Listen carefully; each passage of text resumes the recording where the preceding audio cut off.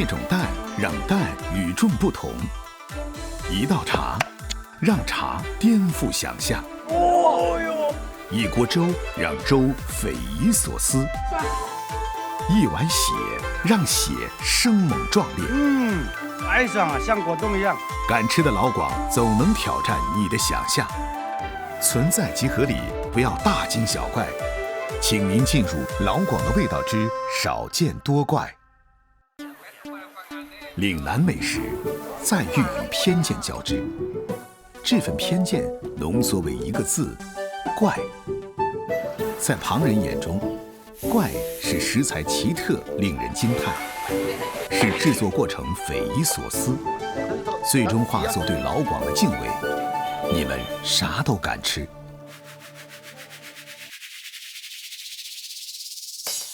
吃虫习俗可以追溯到古代，湿热的气候条件使得岭南虫类繁多，野外随处可得。但如今想在广州吃虫，就只能去专业市场找了。不过谁能想到去水产市场找虫子呢？罗军是土生土长的广州人，50多岁却有40年的粤菜经验。老闆，今日貨得唔得啊？今日好靚啊！今日呢度好靚啊！懂得選材，自然是每位廚師的基本功。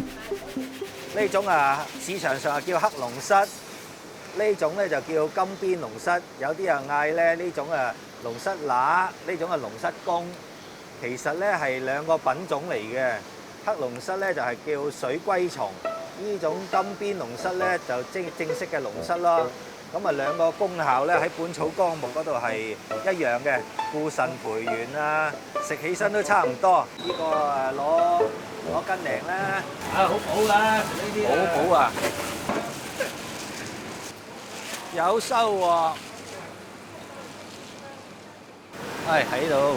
蟲子這種小眾食材，通常躲在低調的巷子裡。成機。給我1包肉。老闆娘。哇，今天蝎子不錯喎。啊，對啊，這個是洛陽中原的蝎子，很漂亮的。是啊，很壯。對啊，清熱祛痘，消腫止痛。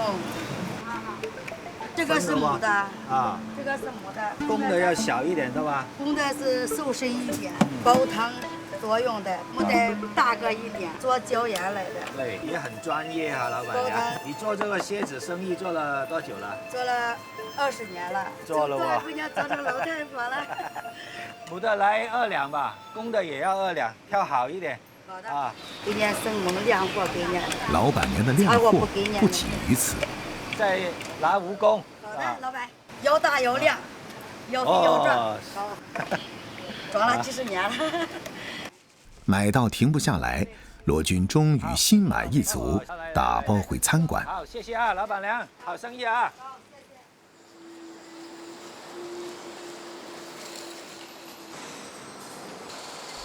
羅軍的職業生涯前半段在全國各地做粵菜，後半段就在廣州老城區這棟小樓裡。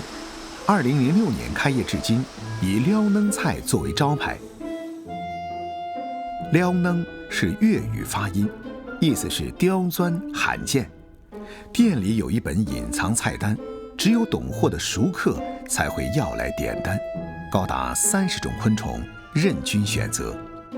廣州人係可能係傳統啊，即係幾千年前就已經有呢個習慣㗎啦。譬如有啲人咧一見到就會好恐懼啊，但係廣州人一見到咧就會試下佢咩味啦咁樣。睇下我啲蟲仔先，哇肥嘟嘟。百聞不如一試，羅軍在自家餐廳天台做了一個迷你養蟲基地。呢啲係我哋叫佢南瓜蟲，佢學名咧就叫做象鼻蟲幼蟲。食竹嘅時候咧又叫竹蟲，喺椰子樹嗰度咧就叫椰子蟲。咁我哋又餵南瓜俾佢食，所以就叫南瓜蟲。南瓜蟲是餐廳的招牌菜之一，通常用竹子餵養。羅軍卻發現了問題。如果用其他嗰啲竹啊，有啲蔗渣都可以餵嘅，咁嗰啲咧放得耐嗰啲蔗渣嗰啲有噏味咯。如果用南瓜餵，你日日新鮮，唔需要太多嘛。南瓜本身又清甜，咁啊蟲食咗咧又會甜啲，然後多汁啲。没想到胖胖的南瓜虫越长大身体越小。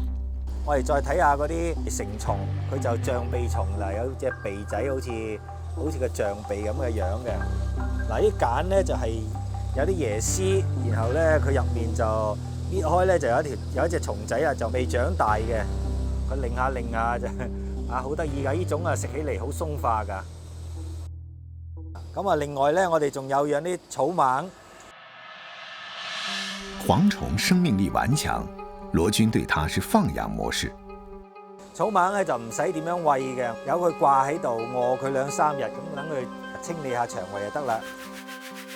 仲有就蠍子，雨林蠍咧，我哋通常攞嚟椒鹽啦，佢肉質比較多啲。然後咧，呢種本地蠍子咧，清熱解毒就比較好啲。羅軍每天都要去看看他的寶貝們，不過要拿寶貝們做菜，他也毫不含糊。象鼻蟲的一生3個階段4種做法，把粵菜師傅拿捏住。粵菜師傅對原汁原味的追求寄託在精心餵養的南瓜蟲身上，只需白灼就能吃出清甜爆漿的滋味。如果喜歡香口，把南瓜蟲過一下油，裹上椒鹽，就是一道下酒好菜。而蟲蛹則適合油炸。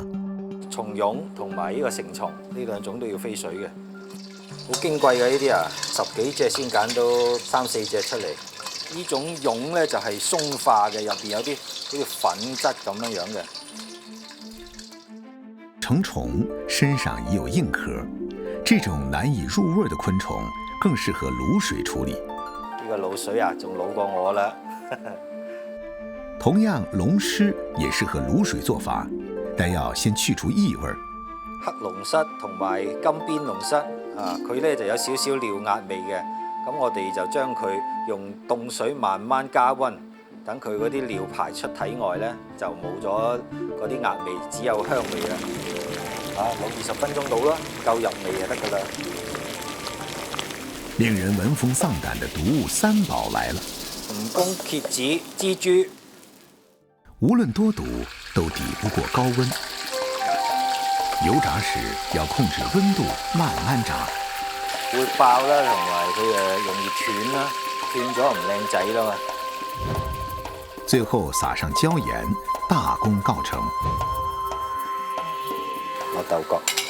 昆蟲除了獨自美麗，其實和家常菜也能搭配。油炸過的蠍子尾巴焦脆，肚子卻還有一絲嚼勁。最後和多種葷素食同炒，這道經典的粵式小炒黃就完成了。蝗蟲是常見的可食用昆蟲，這次它會有個好搭檔。呢啲係豬軟骨啊，豬脷嗰度有一塊軟骨，一隻豬就1件，睇下10幾隻豬啊先有一碟餸㗎。呢個菜叫做飛黃騰達，飛黃即係蝗蟲啦，騰達咧就即係用藤椒嚟炒嘅呢個菜。過年來上這麼一道菜，來年也許能會飛黃騰達。上個菜啊，認不認識啊？認識，這是棕櫚象甲的生命週期，這是它的幼蟲。奔這裡來吃蟲的多是熟客，小眾食材難尋，他們都成了羅軍志同道合的朋友。完全變態的昆蟲主要是以幼蟲為它的儲存營養和進食的階段的，這些積累的營養在幼蟲末期和蛹期就會變成一些游離的氨基酸之類的物質，吃起來非常的鮮甜。華農的高材生依然那麼靠譜，只是羅軍接不上話。我們雲南也有很多這樣子蟲的，廣東喜歡用椒鹽，我們喜歡吃辣的。撩冧啊嘛，而且食蟲夠爽脆咯，特別啲爆漿感好新奇。其實唔係叫撩冧，係一種精緻，食不厭精啊嘛。其實佢嗰啲肉咧，其實係一啲都唔柴，有味道，高蛋白。好食試下。还有昆虫爱好者试图拉朋友入坑。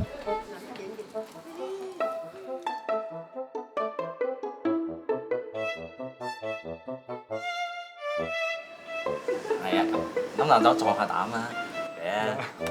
嚟過關啊！可賀嘅啫。嗱，驚唔驚？唔驚啦嘛！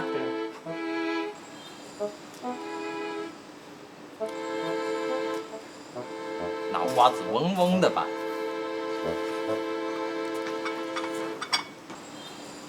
真係好苦。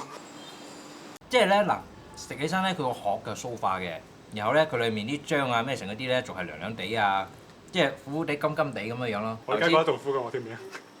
你只要肯捱苦，捱得苦，以後就大把苦你捱。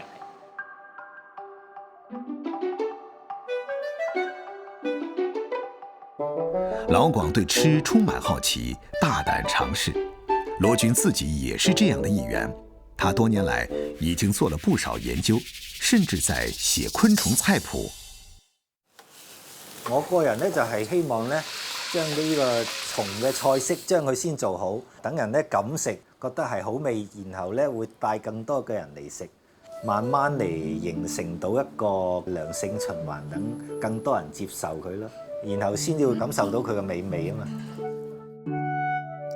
中國人飲食講究以形補形，把動物血做成美食，是篤信吃血補血的功效。其中，豬血是最常見的血液食材，能玩出各種花樣。豬紅湯是老廣的經典美食，製作簡單又美味，大街小巷都能看到它的身影。血腸從南到北廣泛流傳，做法各有特色，但無一例外是做成熟食。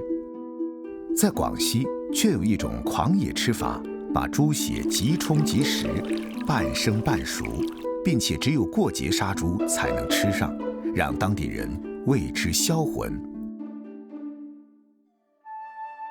廣西巴馬鳳凰鄉，群山環繞，位置偏僻，但規模不小。這裡是巴馬和大化、東蘭3縣6鎮的交界處，壯族、瑤族、漢族混居。快過年了，平日寧靜的街道熱鬧起來，村民黃東陽和二叔也來採辦年貨。老闆娘，我又來了喎！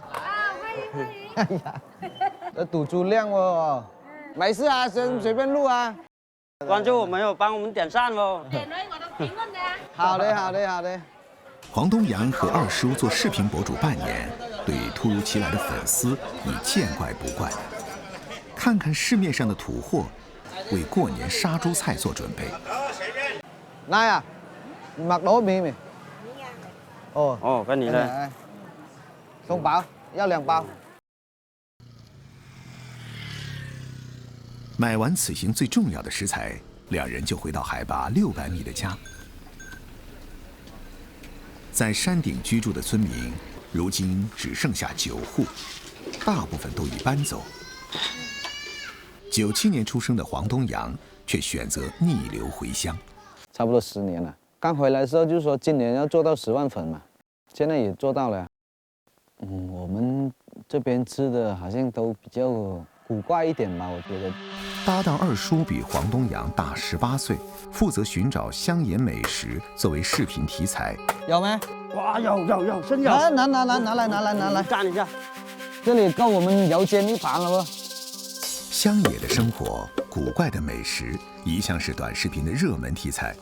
黃東陽計劃在小年夜做一場幾十人的殺豬宴，自釀酒在宴席上必不可少，得提前做好準備。芭蕉這種熱帶作物在廣西天生天養，隨處可見，直接食用是毫無想象力的。當地人顯然對芭蕉有更高階的理解。走啦，回去搞芭蕉酒啦。新鮮摘回的青色芭蕉要堆放至成熟後才能釀酒。成熟的芭蕉甜度增加，釀出來的果酒味道芬芳。芭皮切斷，隔水蒸軟，放凉后混合酒曲，风干静候。说酿了有1个月了吧？超过1个月啦。哦，那可以了。经过发酵的芭蕉渗出酒液，放进煮好开水的锅中，进行蒸馏提纯。与常见的粮食酒相比，芭蕉酒产量极低，50斤芭蕉大约只能酿出20斤酒。网友叫它公文包，我们叫它民族团结饮料。美酒备好，大菜要有。走啊，带你去上街啊！农历12月23日，小年。走。鸡飞鸭跳，为自个儿的前途挣扎担忧。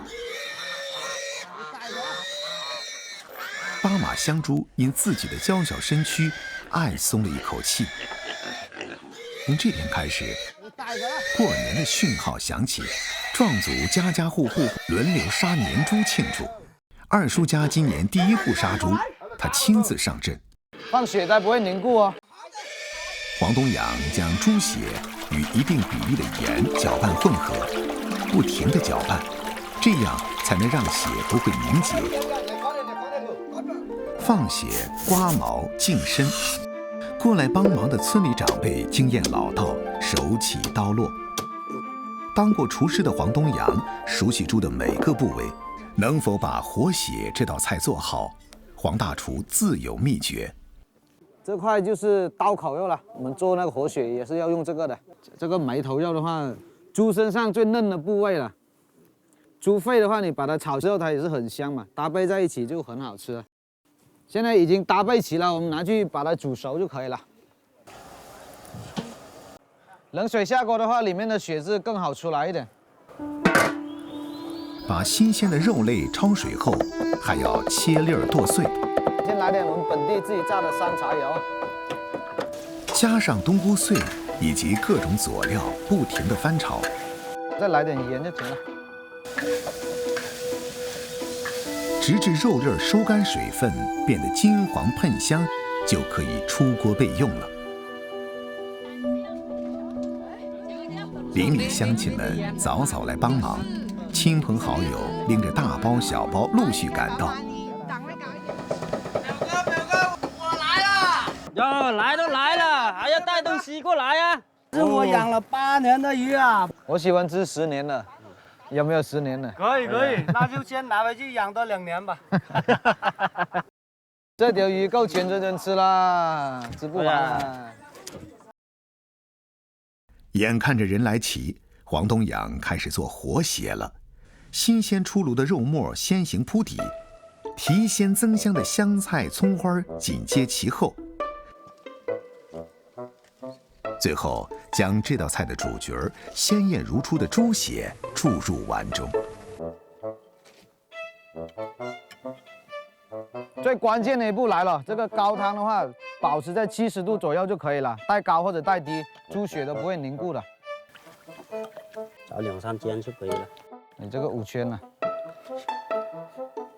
高汤的加入使猪血中的蛋白质在加热过程中发生变性，形成纤维蛋白网络结构，从而导致猪血凝固。此外，高汤的胶原蛋白和猪肉馅料的营养成分，可以带来丰富的口感。来喽，吃活血喽！过来吃活血喽！乱了不？这是一道考验食材新鲜程度的本地大菜。活血从制作到完成的时间极短，猪血的质感始终保持鲜活，吃的时候尚会在舌尖微微的抖动，活力十足，滑嫩如豆腐，柔软似棉花，微暖带干，肉香充盈，回味无穷。看着真的太有食欲了。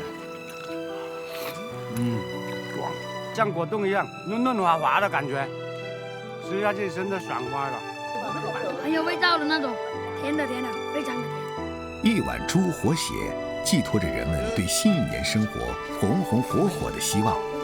你去那边，猪是今天的主角，鸭子是广西宴席的常客。鸭血也在其中扮演重要角色。打点老坛酸水做鸭酱，这样子放的话它就不会凝固了嘛，而且也比较好吃一点。所谓的鸭上鸡下，鸭子汤头上的话，那个血是比较干净一点的。盐业饭上的鸭酱比较正式，做法可比猪活血要琐碎，所用到的香料也就相对较多。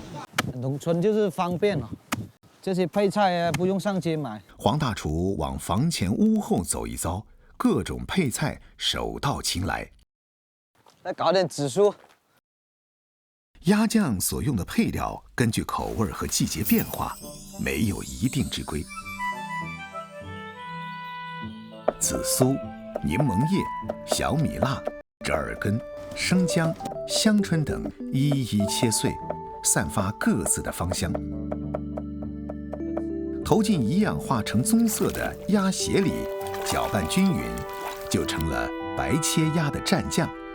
鸭酱血腥味全无，酸笋水奠定了酸味基调，鸭血增加了滑口的质感，小米辣刺激味蕾，平平无奇的白切鸭蘸上一口，酸、辣、鲜，让人胃口大开。巴马人喜欢吃酸甜，把腌制过的鸡皮果、酵头、柠檬和生姜、葱头一起剁碎，调味炒制后，成为腌制扣肉的酱汁。给它淋上灵魂酱料，把扣肉严丝合缝码整齐，自家腌的酸菜切碎铺面，蒸40分钟就得了。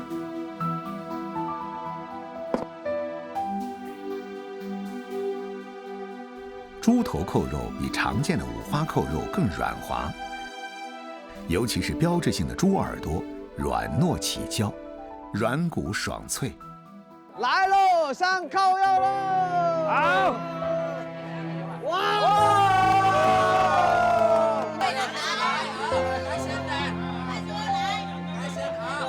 小年夜杀猪宴正式开席，怎么少得了芭蕉酒、宫门包助兴？今天辛苦你们了，辛苦了啊！过来帮忙啊！入口回甘的果酒，多喝也不会上头。广西人热爱吃猪，家就是屋檐底下一口猪。无论在外打工的游子，还是留守家园的父老乡亲，忙忙碌碌一年到头，在这一刻感受到温馨与快乐，和对美好生活的期许。再来一把！在这个晚上，这座几乎被人遗忘的村落散发出迷人的魅力，提醒着游子，这里是故土。吃菜啊！哎，你怎么夹那么多？朋友聚餐有时候也需要一些另类的体验，让聚会从此难忘。什么东西啊？给我们看一看。这个是国外的鲱鱼罐头。哇！感觉跟像屎一样的。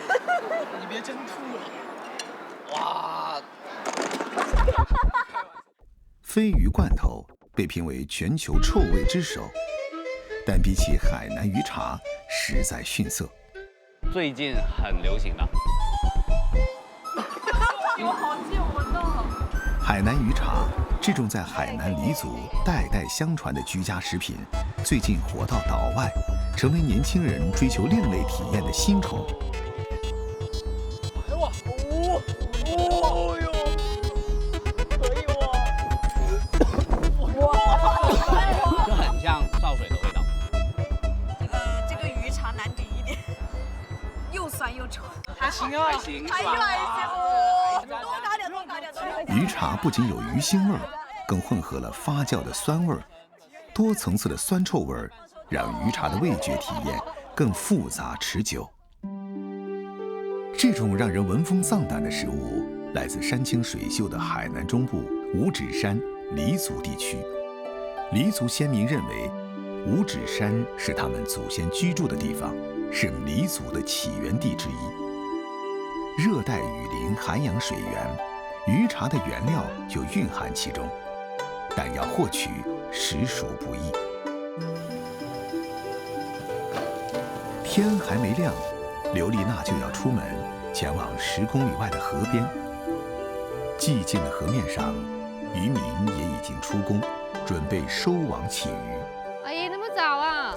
今天有什么鱼不？因为我今天要搞鱼茶。刘丽娜自从开始专职做鱼茶，这样的清晨已经历过无数次。每天一睁眼的话，我都会去找新鲜的食材。你今天有没有去捕鱼啊？有的话就帮我留小白条跟石鲢鱼喽。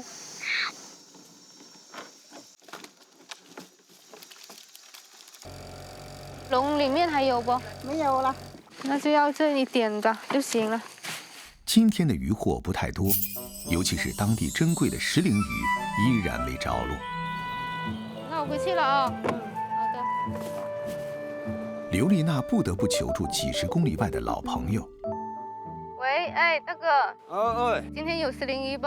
等下抓石鲢鱼在河边那里，很多石鲢鱼。那你就留给我喽。王国民和搭档王丹勇整理好工具，一起下水了。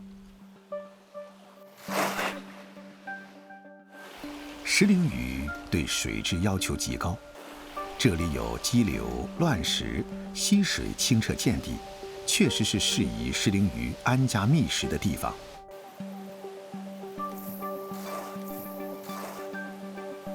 两人轮番撒网，可往往走空。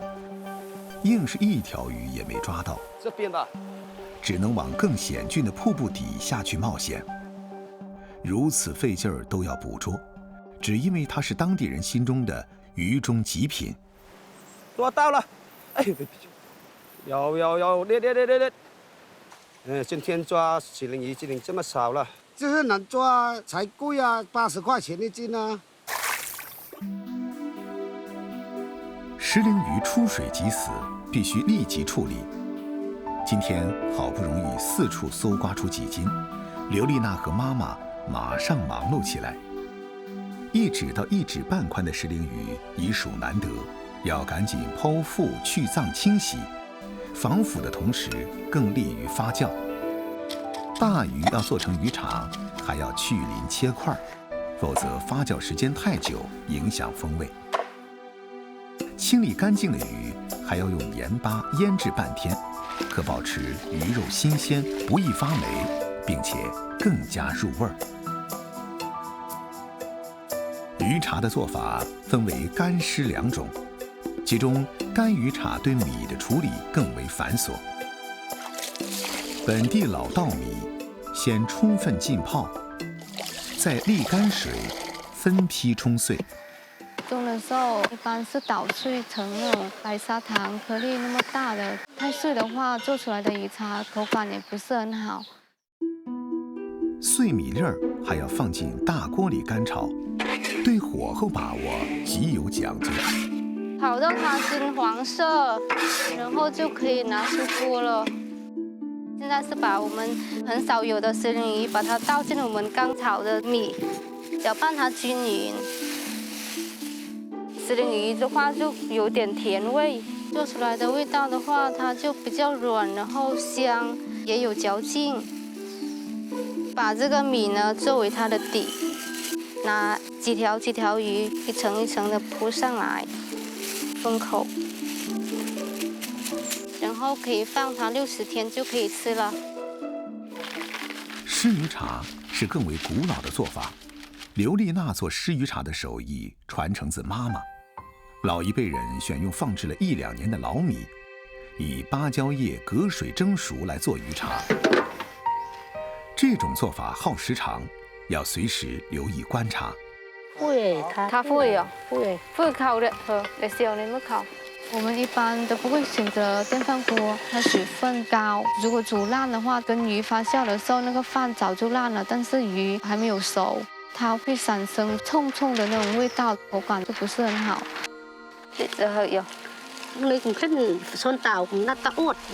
把米饭蒸到9成熟，粒粒分明，就可以用来做鱼茶了。我们今天做了大鲤鱼，加了一点蒜头，海南本地小米椒，是为了去它的腥味，搅拌均匀，大一块的话，它就有汁香的味道，然后比较软绵。这个一般是30天就可以吃了。因为主味是酸，鱼茶别名鱼酸。不过在黎族人家，可以做酸的不仅仅是鱼，新鲜五花肉、牛皮、河虾，万物皆可茶。用米饭层层压实，在几十天里，微生物以米为食物，施展味觉魔法，产生有机酸、醇类等物质，不仅保护鱼肉不腐败，还赋予鱼茶独特的酸香风味儿。远古的人类闻到酸味儿就知道食物变质，而生产力发展后，人们则发现酸也是一种保存食物的手段。正是这种勇于探索的精神，令他们一代代人在五指山中扎根繁衍，把山中所产进化作盘中之餐。甚至连小小蜗牛都没逃过他们的五指关。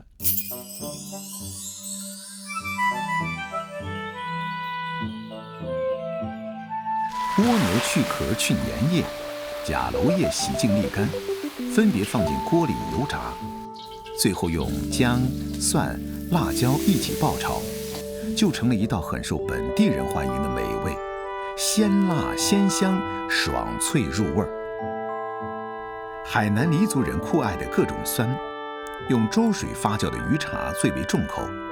这道下饭菜像榴莲，爱吃的喜上眉梢，厌恶的无法消受。相比之下，石灵鱼做的干鱼茶身材曼妙，干爽清秀，不做任何加工，也能让人忽视那若有若无的酸臭味儿，适合当做佐餐零食。肉茶做菜最受欢迎，唯一不能生吃的肉茶，下油锅爆炒，再加水煮开成汤，各种调料增香添色，最后加入清热解毒的荷花梗，五花肉的油腻被荷花梗的爽滑消解，相得益彰。牛皮在发酵前便已煮熟，粗纤维组织被分解，口感松软有嚼劲。垫底的绿叶是五指山的特色野菜石叶草，自带清新酸味，与牛皮茶的酸味叠加，层次更加丰富。今天专门为你们准备的黎家美食，特别是安娜带来的鱼茶，给他们品尝一下。刘丽娜时常带着她的鱼茶产品给外地朋友们品尝。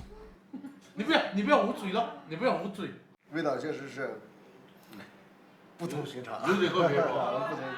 好的东西应该要做成大家能吃到的东西，所以我才去改良它，让大家都能够接受这个味道。广西东兴与越南一河之隔，是一座繁华的边贸小城。通关口岸人潮涌动，买卖兴旺。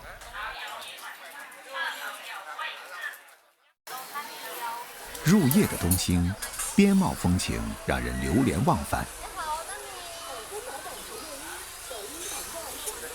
烟火缭绕之中，人气最旺的就是蛆头蛋。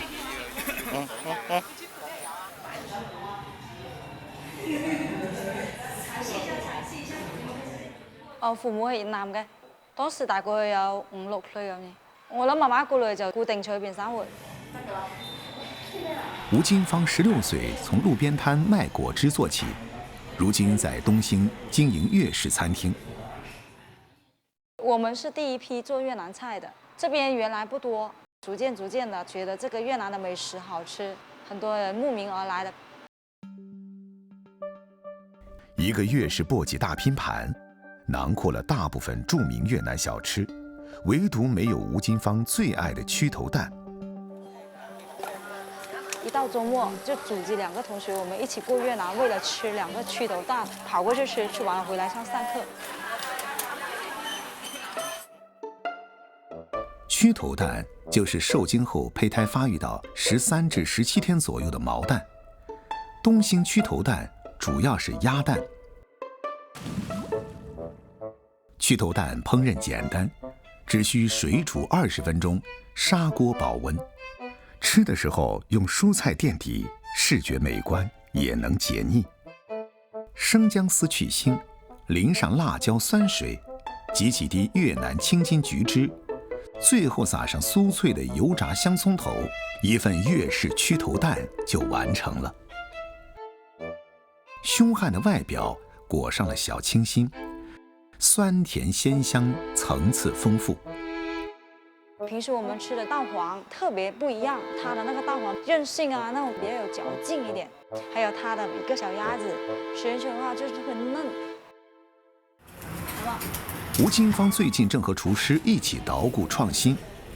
既然烧烤是当下年轻人最喜欢的，那么把蛆头蛋送进烧烤界，对于敢吃的老广来说，没啥不可能。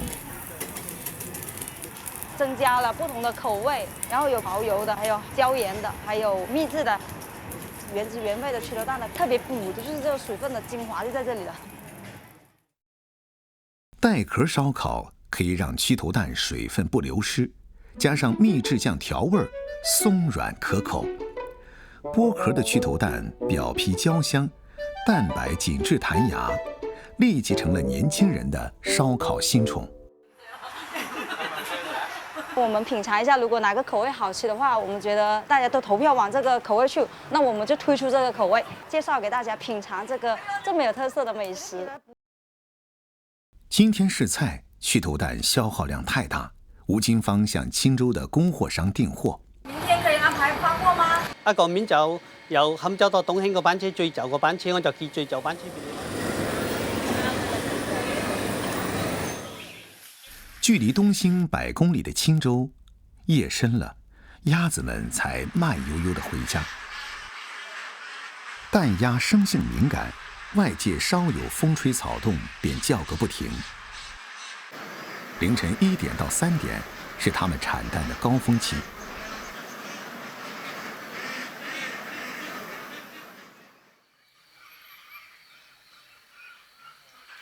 一夜過去，3000多只鴨子完成產蛋任務，飢腸轆轆。天蒙蒙亮，便要出去覓食。潘少南養鴨快10年了，對鴨子的生活了如指掌。除了常規飼料，還額外給鴨子餵些海蟹、貝類，增加營養。一大早，潘秉卓趕到鴨場，要和堂哥潘少南一起捡拾鴨蛋。我前後啱咪或者會去養，但係養大生蛋啊啲嘢個錢我又回收。進入成熟期的蛋鴨，幾乎每天都能產一隻鴨蛋。市面上用來做蛆頭蛋的，主要是雞蛋和鴨蛋，後者個頭大，更受歡迎。這些剛產出的鴨蛋晶瑩剔透，經過潘秉卓的專業孵化後，絕大多數能受精成為合格的蛆頭蛋。3000多隻鴨蛋，收集歸攏並不輕鬆。養鴨晚睡早起，每天如此，但潘少南樂此不疲。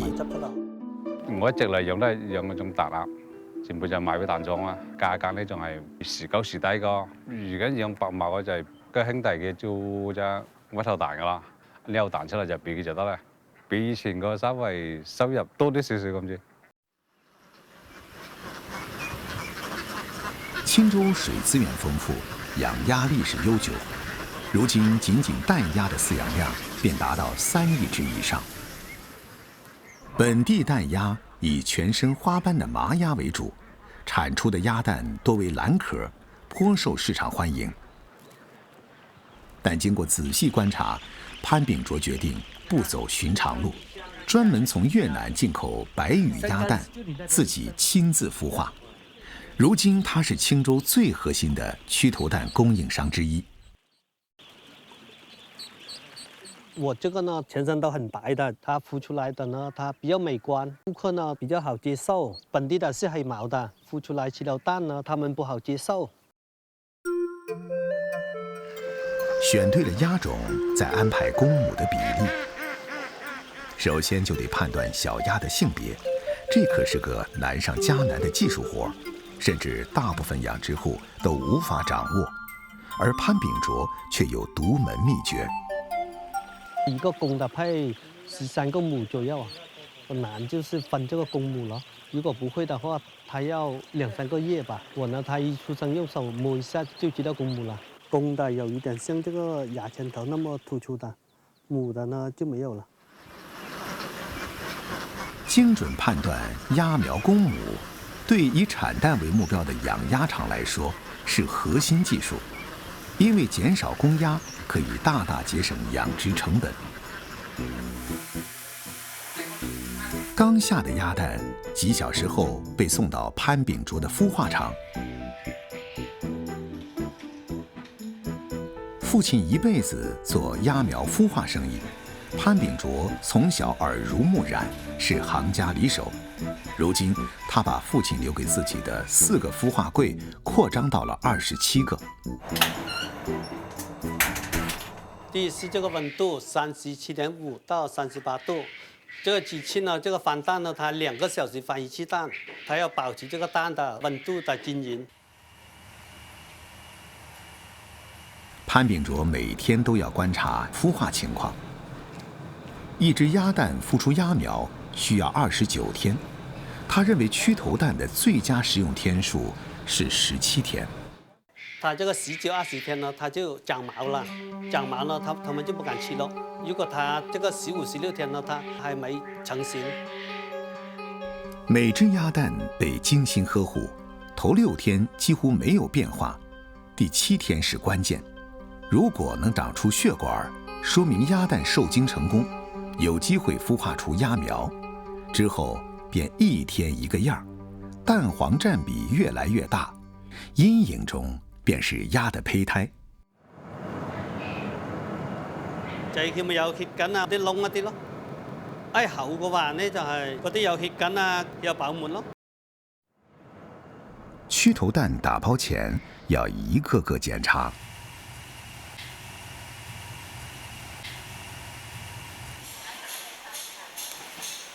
我每日都出一櫃咯，一櫃呢就有10800隻左右啊。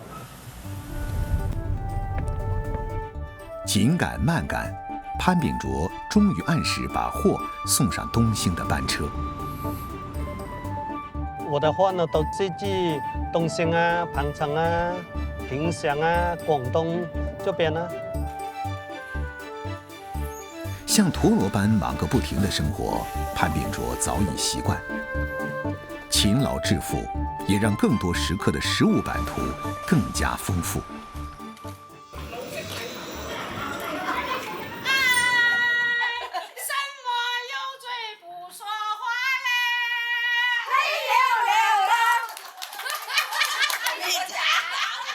广西崇左扶绥县，一座40万人口的小城，在评为全国长寿之乡的这10年间，90岁以上人口翻了一番，100岁老人更高达48位。在当地，人们笃信酸粥在养生方面有奇效。我们都要煮那个酸粥来送粥，那老前辈遗传下来了，我们每一代都是酸粥。以粥送粥，以粥为蘸料，尚不算奇特，酸粥自己會動才叫驚悚。嗰種鮮粥一定有蟲嘅，冇有蟲就冇養得生。你而家見到細細係咁喐喐喐。廣西人好酸，扶绥的酸粥最有特色，在当地几乎家家户户都会做。但郭志勤把酸粥做成了事业，成为扶绥壮族酸粥非遗传承人。老板娘，来介绍一下。来这吃就要吃酸粥。我听说酸粥有虫的不？酸粥确实是有虫，但是它是促线虫，对人体是有益的。你看，怎么样？ 60多、70岁的人是吧？有虫的话，我还是这个状态吗？是吧？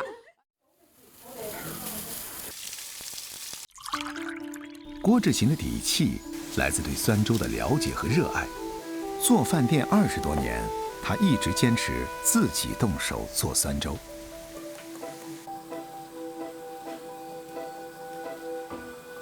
我们一般都是用碗造米，它粘度啊，还有香度啊就比較好。啲米好靚，做天粥做出嚟就特別香，又唔爛又唔硬。要等佢冷啦以後，就呢做天粥。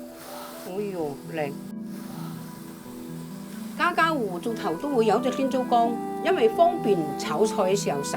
晚上食剩嗰啲飯，我哋又冇浪費，又冇倒開，第日我哋放落個天粥缸，再繼續發酵。酸粥在扶绥已经流传几百年，是壮祖先辈节约粮食、存储食物的智慧，更是活着的历史。教你做天粥，好啊。郭志勤希望女儿谢珍莹成为接班人。放一層天粥打底，然後就放啲飯。你冇一層一層咁放嘅話咧，佢就發酵冇雲層。我哋飯咧就擺啲天粥封頂鋪平啊。天粥係咪能夠撚油喎？係唔能夠撚油，翻一翻佢，雞嗰啲天粥充分滲透你底啲飯。天氣熱嘅話咧，15日都可以食啦。如果係天氣冷，都要1個多月。制作酸粥并不复杂，但酸粥發酵猶如一場養成遊戲。我覺得天粥係有生命嘅，我哋呢真係睇時候，佢都係啲喐喐嘅。簇線蟲的蠕動讓發酵中的酸粥看起來有了生命力。這種多細胞低等生物最早被人類在自然發酵的醋中發現，它以酸醋桿菌為食，減少了發酵物的酸馊味兒，使乳酸菌比例提高，形成類似酸奶的醇厚滋味。酸粥入馔必須解決酸味太衝的問題，炒製調味是做所有酸粥菜式的第一步。至少都要煮15分鐘，把啲天粥煮到溶。我哋從咗扶绥一帶，中元節必須食鴨，食鴨咧就必須要天粥。作為蘸醬，是酸粥最原始的使命。青頭鴨肉質肥嫩，蘸酸粥同吃，絲毫不覺油膩，夏天吃來最銷魂。魚生在兩廣有眾多擁躉，各種配料大同小異，但酸粥讓扶绥魚生酸辣可口，與眾不同。70年代開始做嘅第一個天粥嘅肉菜叫做天粥豬肚。這道菜是酸粥菜式裏的王者，酸味十足。爽脆豬肚有了酸粥加持，入口就是傳說中的酸爽。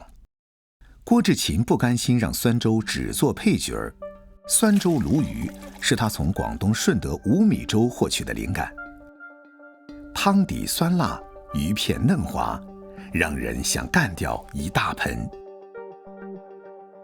女兒謝珍瑩自創的酸粥紫米卷，則是入門級的酸粥菜式。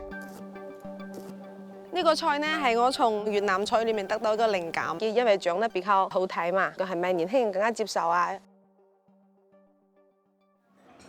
哎呦，紫米卷來了，這個就做米開胃。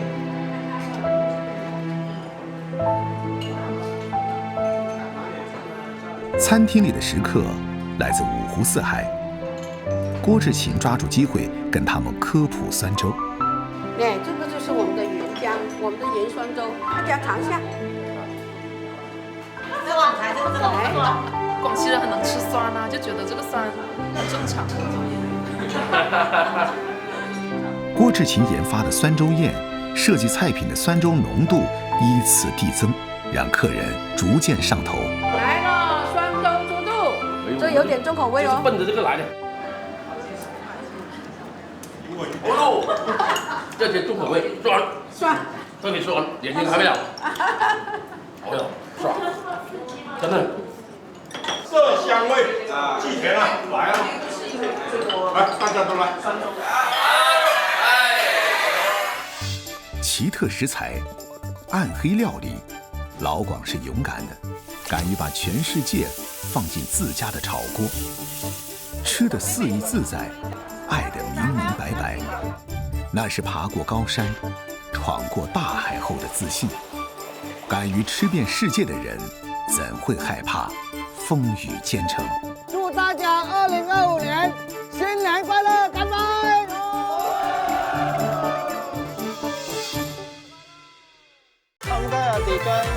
一碗果汁魅力非凡，让一位飞机师投身熟食档；一盅2件，日夜连转，让一家老店铺传承3代人。赶時間！一雙妙手匠心獨運，讓一隻國寶鴨代表香港味，在異鄉開枝散葉，在灶台回望故鄉，老廣味道通達四海，運來八方。廣東衛視美好生活倡導者。